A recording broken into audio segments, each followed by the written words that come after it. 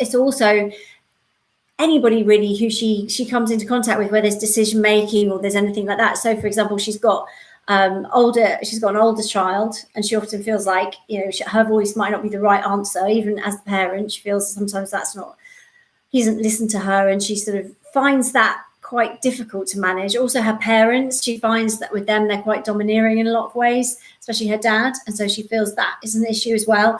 But even friendships and people she works with, she's sort of got this sort of leftover residue, which is very natural after an abusive relationship, where she kind of feels like less than, and that everybody else must know more or be better equipped to answer those questions than her.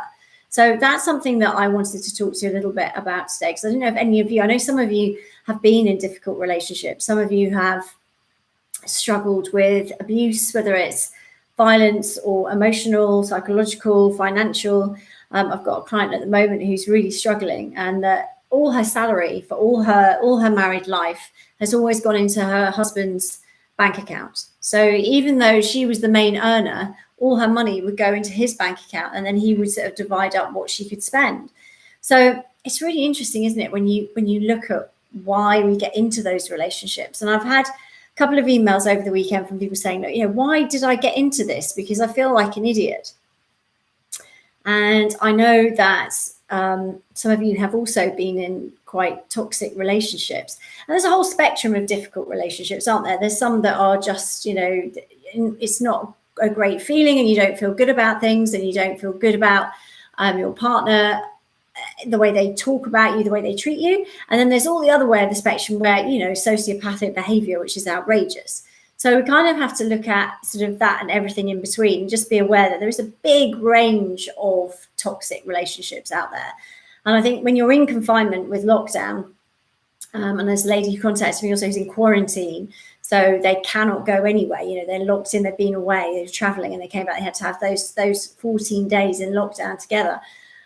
And she just said it's just absolutely, horrendous, because the bad behavior or the unacceptable behavior she was suffering from before is just so much more accentuated. And she realized that a lot of her coping strategy was just to get out of the house, whether it's just to make an excuse to go shopping or to drop something off or post a letter even. She used to find ways to get out of the house every time she thought it was getting too much, whereas obviously now that's been very, very difficult. So I think actually as we come out of lockdown and things start to get better, I think a lot of people are going to find things start to get a little bit easier to manage. But I think they've gone to hell and back during lockdown. And I just wondered if any of you have got questions while you're on. I can see a few coming through. But if you've got questions, then do drop them in for me, and I can, or if any of this rings true for you, then do let me know, because obviously that's important, and maybe I can dig a bit deeper into some of those things. And also those of you on YouTube too. So one of the things that I wanted to cover today was really, how do we get into these toxic relationships? Because even if you haven't been in one, I think a lot of the time we can judge, and I think there are a lot of people, and you may have a friend, you may have a work colleague who got into a relationship where they weren't treated as they deserve to be treated. Maybe their level of what is acceptable behavior is a lot lower than yours, and you would have just walked away. And it might be that you think, gosh, how did they get into that? Well, I can assure you that they're probably thinking the same thing as well from the inside. And, quite often it's a drip feed thing that happens over a period of time. So when you meet somebody, they might be, best foot forward. And, usually with these toxic relationships, there's a period of what's known as love bombing, where you get treated like a prince or a princess. You get everything you want. They promise you the world. There might be lovely gifts or treats. They make you, declarations of love, all those kind of things to make you feel $1 million. However, there are glimmers throughout this. The mask will slip from time to time, and you'll see the real them. But it's really interesting, I think it's Maya Angelou that said, when people show you who they really are, believe them. It's a really interesting thing, isn't it? Because quite often people will tell us, not directly to our, but they might make a comment like, for example, oh, my last girlfriend said I was very selfish. Or I had a client tell me the other day that her boyfriend said, oh, my ex-wife told me that she thought maybe I was a bit autistic because I never really was able to sort of respond to her emotions. And yeah, emotional intelligence for this particular client was super top of her list. Like, it was so important given the difficulties she's had in her previous relationships. But because this guy was good looking, because he was quite fun, she just kind of went with it and thought, oh, well, yeah, come on, that's not likely. And it was, the way he sort of said it, she sort of thought, oh, well, can't be true if he's telling me that, that he's not emotionally intelligent or able to understand emotions and things. And so she kind of just dismissed it. But actually, a couple of months in, she started to realize that this man really wasn't very good at being able to express his emotions. Now, she didn't know whether that was autistic or not, but it was just the comment when he started to say, I'm really not good at this. She didn't believe it. She dismissed it. And then by the time she sort of started to realize that actually he wasn't very good at that kind of thing, and that was something that was really important for her. It wasn't that she could be flexible or compromise on that. Really, he wasn't able to provide that kind of support. And that's something that she had flagged up on her ideal partner list. That was a really important value for her to have, and an important quality for her partner to have. So obviously that became a little bit more difficult then, as she realized and had to sort of go, this isn't the right guy for me, but I've got feelings now. And, then it's a lot harder to get out. So this saying of just when people show you who they are, and they will, just believe them.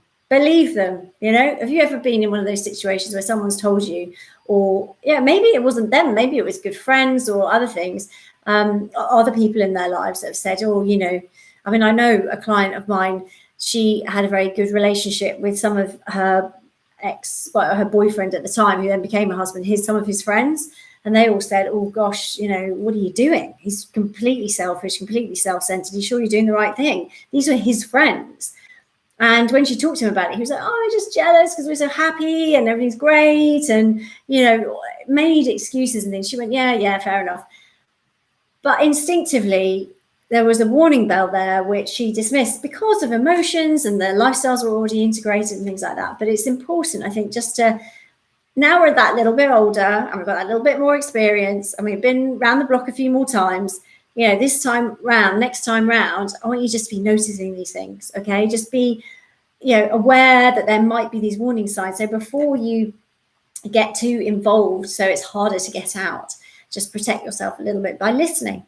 Radhik recommends, says, do you have any tips on dealing with seeing that your ex moved on so quickly? Yes, and this is something that is super common, so please don't think that it's something to do with you, because it isn't. The challenge is that when you come to the end of a relationship, there's always, if it's one of you leaving, there's always one of you that's a little bit more ahead than the other. And in some cases, it might be miles ahead. I've had a client recently, and she's been married for a very long time. She knew they had problems, but she's such a lovely woman, and she was sort of, we'll always work it out, and it doesn't have to be perfect, but we love each other, and we've got the kids, and we've got great friends and lifestyle, and things aren't working particularly well between the two of us, but this is our life. And then suddenly he'd gone, and it really shocked her because she didn't see it coming. She did not see that coming at all. And one of the things that she said is that he had probably checked out a long time ago. And the interesting thing is, he had said a few things a couple of years before about, I'm not sure this is working, I'm not very happy. And then he'd kind of gone quiet. So she in her head had assumed that meant that things were back on track. He wasn't worried about it anymore. But what actually it meant was he tried to speak to her about it, and things had, because she hadn't done anything about it, not her fault, but because she'd sort of gone, oh yeah, maybe, but then nothing really happened. He then carried on a path, which is, I'm not sure if this is working, and I'm going to try a few things, see if I can suck it up and deal with it, manage it, cope with it for a bit longer. But ultimately, I don't know if I can get through this. And then he's got to a breaking point where something's just snapped. He's gone, do you know what? I don't want to do this anymore. And it wasn't one big argument or anything in particular, but it's because he suppressed it, and he had gone down that journey a long time before. So do you see how that's why sometimes people move on quicker, because they've been having these doubts for longer. They've processed them, they've come to terms, and they've left when they're ready, which is quite often a surprise or a shock to the other person, who was like, hang on, I didn't realize we were anywhere near that point. I knew things weren't great. Usually they know things aren't great. Now, how do you cope with them moving on quickly? Well, I think understanding the fact that they've probably been on this journey a little bit longer than you helps you get a little bit more perspective and dials down some of the intensity of that. But actually then sort of the idea of focusing on them and what they're doing and how quickly they're moving on can be very, very painful. It is very, very difficult if you're focusing on them. So what we have to do in this situation is shift your focus to focus on something else. And that something else is, guess what? It's you. And what I'm suggesting is that you think about how you can recreate your life now without them in it, and try to accelerate your recovery by planning things, doing things, getting excited about things, learning new skills, all those sort of things, to take your focus off them. Because the more you're focusing on them, don't do social media cult them all. You don't want to be on to your ex. You don't want to be seeing pictures of them. You don't want to be reminded of it. You need to stop all of that. And if you've got well-meaning friends who are sending you pictures or saying, oh my goodness, look what they're doing now, you've got to tell them you don't want to see those, and you've got to stop it. And you've got to unfriend the people that are still connected, so you might be able to see some of those pictures through them as well. Okay, so it's a great question. It's really important that you take control of your environment so that you're not being battered by anything else from them that you don't choose to see yourself. Okay, and the temptation might be to go and look. So I would just I would unfriend and just get yourself out of there so you can't see anything to do with them. And then it's all about focusing on you and your recovery. So I would very much, when you start thinking about them, if you're going to stop doing something, you've got to shift your focus onto something else. So what can that be for you? So I don't know, Radhika recommends what's going on in your life right now. And if you want to give us some more information, maybe I can. But what could you shift your information, your mind onto that's going to get you excited about the future? And these could be tiny little things. Some of the practical tips that will do things like this is to change your environment. Now, what do I mean by that? Change your environment that you live in day to day. Okay, now it can sound ridiculous, but go into your kitchen, for example, and open a drawer, swap things around. Just because you've done things a certain way, just because things are in a certain place, just because this is the way it's always been done, does not mean this is how it has to be done going forward. And if you feel yourself stuck in a rut, one of the quickest ways, especially during lockdown, to start changing things up and changing the energy is to just do some drastic things in the home, like move the sofa around, or, just move things from one room into another. You might think, oh, it's not going to go, it wouldn't work, but just try it. Because I promise you that actually by creating some small shifts in your home environment, it will impact on how you feel. Another thing you could do is just put up some photographs of really super happy memories of or events in your life, not with your ex, obviously, but with friends and family and people that you love that make you smile, and it might not be the best picture of you, but it's a memory that is happy. Like I've got one up of me going through the log flume at one of these adventure, funfair parks, and absolutely soaked head to foot, carrying a big banana that my son won on one of the rides. I look horrendous in it, but actually the picture makes me smile. It's so funny, and it's just such a lovely picture of me and my son having a laugh that's something that makes me laugh. So I have that up. So that's what I'm saying. Just change things up, do things differently. What could you do differently? If you're cooking the same meals every night, change them, do something different, get a different recipe. We all get stuck in a rut and we think, oh, well, this is the way we live life. But actually, as we've learned, we can change things we can adapt very quickly, as we have done to lockdown. I used to go shopping to the supermarket, for example, when I needed to go to the supermarket. Now I go once a week and that's it. And I do a big shop and I get everything in and then I make do with that. I don't go back every sort of other day if I've forgotten something or I need something. That's it. It's a very different mindset, and something I would have, I used to see people doing their weekly shop and think, gosh, I couldn't do that. But now I do. So, we can be very flexible, and actually it gives you a different perspective, frees up a hell of a lot more time as well. But actually it gives you a very different perspective on life. So what could you do differently?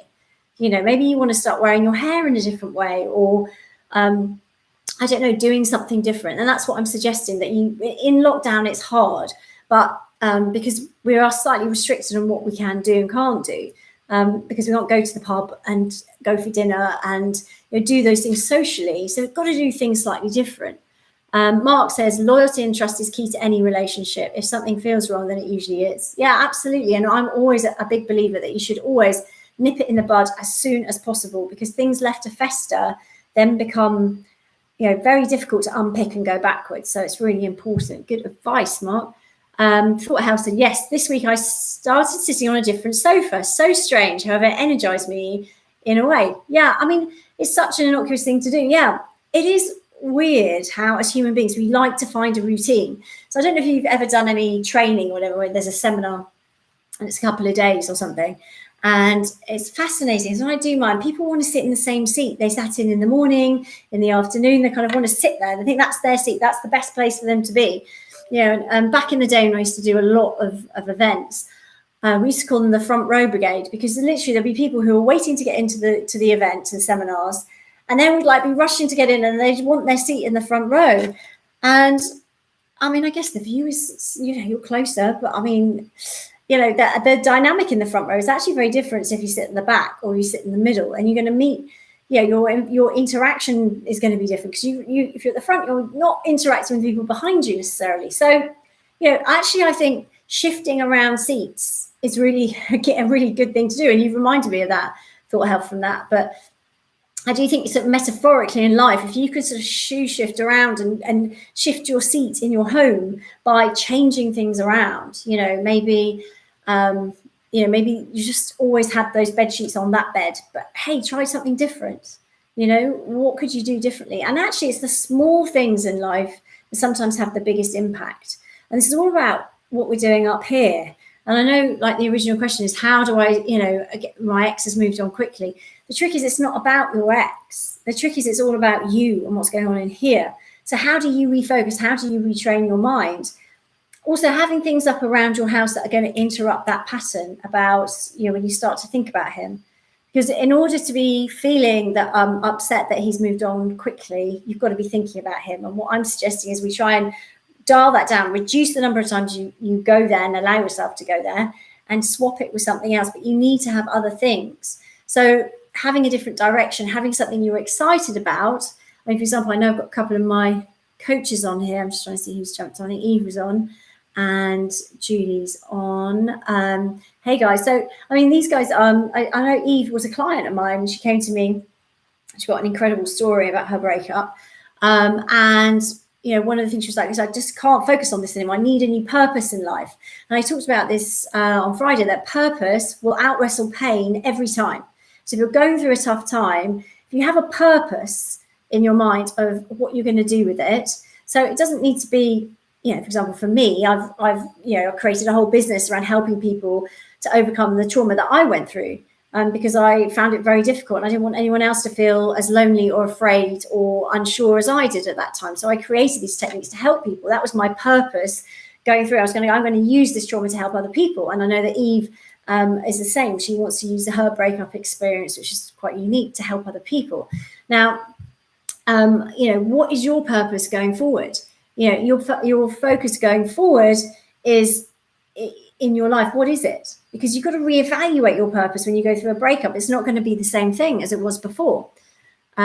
She says, I'm trying to do lots of things in lockdown. It's just when those old memories come back up. Yeah, and that's normal, of course. It is really normal to have those thought patterns, because obviously that's something that you've been doing for a very long time. And when someone's not there again anymore, you're going to notice that, especially in lockdown, because that's a big shift. However, these little steps will all kind of add up to keeping you moving forward, you know, and then you'll look back and remember it with happy memories and be, you know, okay, well, it's great that they've moved on and they've got on with their life, because you have too, you know, and that's what we want. It's about shifting your focus onto something more positive. Yeah, it is. It is about shifting your focus away from them for a start, and then hopefully not onto something that's more depressing, or something that's more empowering for you. Because we control what goes on here, remember, and that's what we've got to keep focused on, that we control what goes on in our head. We control how we respond emotionally to things. And sometimes, you know, we may have a set pattern of, well, they've done this, or this memory's come up, so I'm going to feel sad. How about when it comes up, trying to play with those emotions and saying, okay, well, I'm feeling sadness right now, and identifying that that's normal. But actually, I want to feel grateful for those memories, because we had a great time. We had a great time. And now I'm kind of nervous but excited about what the future holds, because now I've got a blank canvas to create a compelling future, to have those people around in my life that I want to have, you know, become the person I want to be, do more things I want to do. And it's time to start writing your breakup bucket list of everything you can do now, that you could never have done in your relationship. So again, that could be small things, big things. It could be anything that you want it to be. You know, as I told you before, I've got a client that started learning climbing because he wants to climb Everest. I've got clients that start wearing leather trousers and bright pink nail polish. It's just could be small or big, but what is it that lights you up? And I think we lose touch with that going through a breakup, and we become so focused on this is sad, this is difficult, that we sort of forget, but hang on, yes, it is, but I'm about to go into this next phase. Whether you like it or not, the next phases are coming. So we may as well start putting some plans in place to understand what that can look like and make it as exciting and as tailored to you. It's not about going haphazardly into the future and waiting to see what happens to you, because I know that's what a lot of people will do. They'll say, well, this has happened and now, well, you know, I'm never going to get over that pain. You know, I've got a client who's saying that she's been horrendously betrayed by her husband, and it's a horrendous story. And he's walked out, he's left the kids, he's just gone from it being a no warning, nothing, like a complete shock. I mean, no one really understands it. It's devastated all the friends and family. It's just something that's very, very difficult. And obviously, this is going to be something that she's going to carry around for a very long time. And I think, you know, in life, when you have those traumatic events, you're always going to look back and sort of think, gosh, that was shocking and that was sad. But we have a choice, ultimately. We have a choice because, you know, you're going to have the days where you feel low and you think, oh, God, this is just too much. And that's okay because you're human, and that's normal because you're human. But the other side is you've got to think, you know what, we're only here once, and life might be tough, might be challenging, might be difficult right now. But actually, now it's time to move forward. Now I get to, you know, live. And even if it's just going to live in the next 5 minutes and make the best of that, just focusing on making those 5 minutes better than the last 5 minutes is a great goal to have. So Trudy Trudes, great, love that, Trudy Trudes. A good thought to remember is you have gained your freedom of choice. Yeah, absolutely. You know, it's freedom of choice from everything as to who you want to become, down to what TV show do you want to watch, you know, what movies you want to watch. You know, it's fascinating. You do have that freedom. I mean, ultimately you had it before, but I think it gives us you know, for those of you who've been in toxic relationships and felt controlled, you have a lot more freedom than you probably know what to do with. And that can be daunting. But actually breaking it down into small steps and moving forward is what the plan would be. So, for example, what can you do right now to make things better? You know, you have a choice. You can focus on the negative, which will automatically fall to the front of your mind. It will automatically be what you focus on. It will automatically be what consumes you and your thoughts. Because for some reason, it's almost like it sort of weighs heavier, so it comes to the forefront of our minds.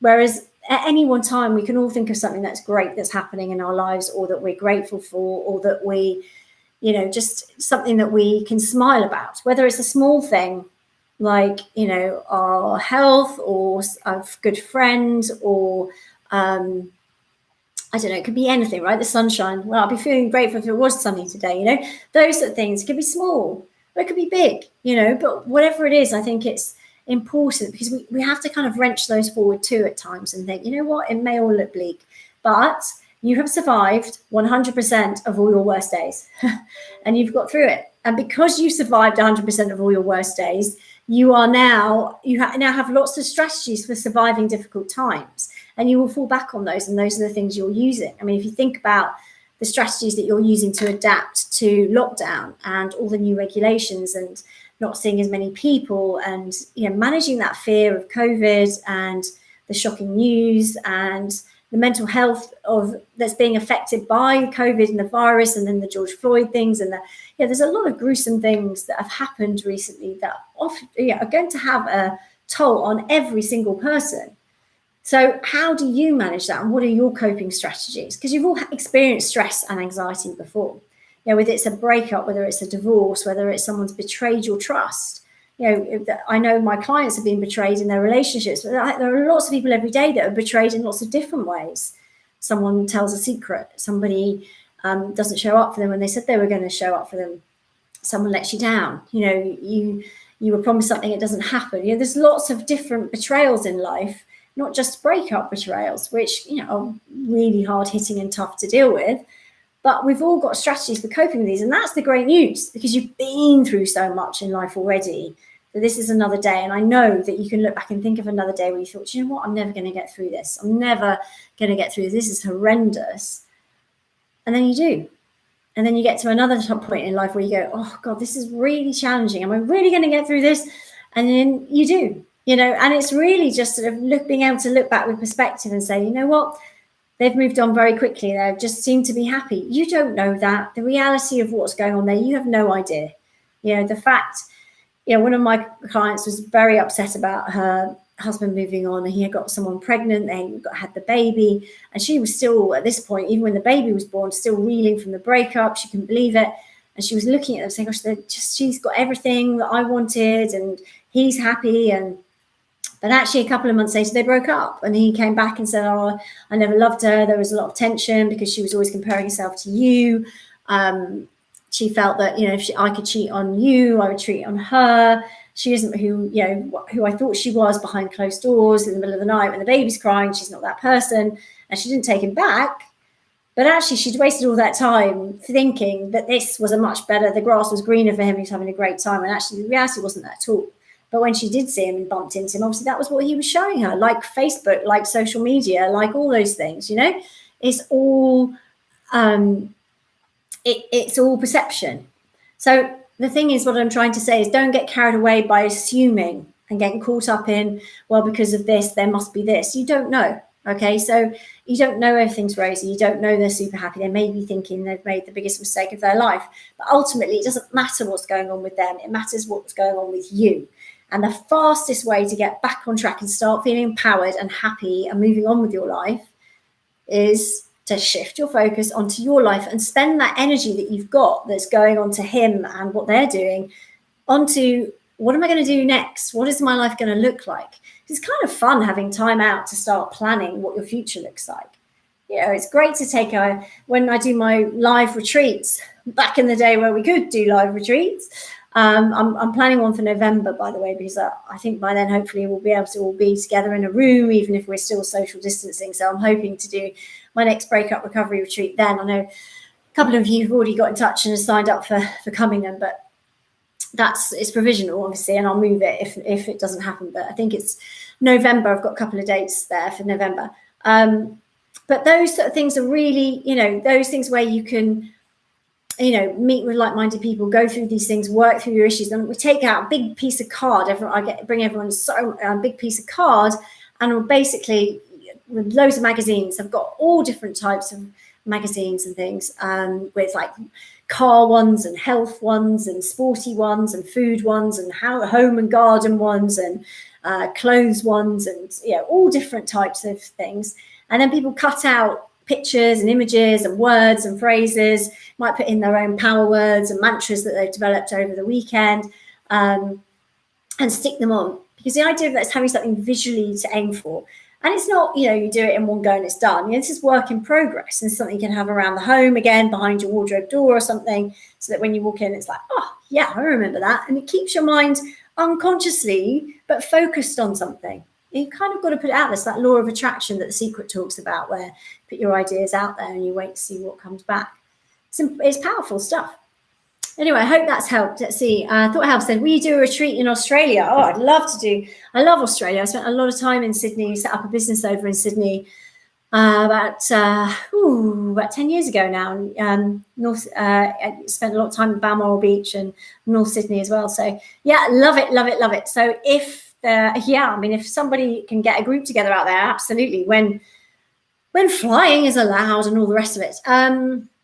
Radhika recommends. Thank you. That's so helpful. You're welcome, hon. Look, this is what I'm here for, these sessions. And I know there's a lot of you struggling with different things. And I'm just grateful that I can jump on here and give you some advice, some help, some support. You're not alone. And I'm here. So I'm doing as many weekdays as I can at 2 p.m. at the moment. I am here tomorrow at 2 p.m. So do send me questions. You can DM me. You can email me, sarah@sarahdavidson.com. And I will answer your questions live tomorrow. Okay. Big hugs. Lots of love. Bye.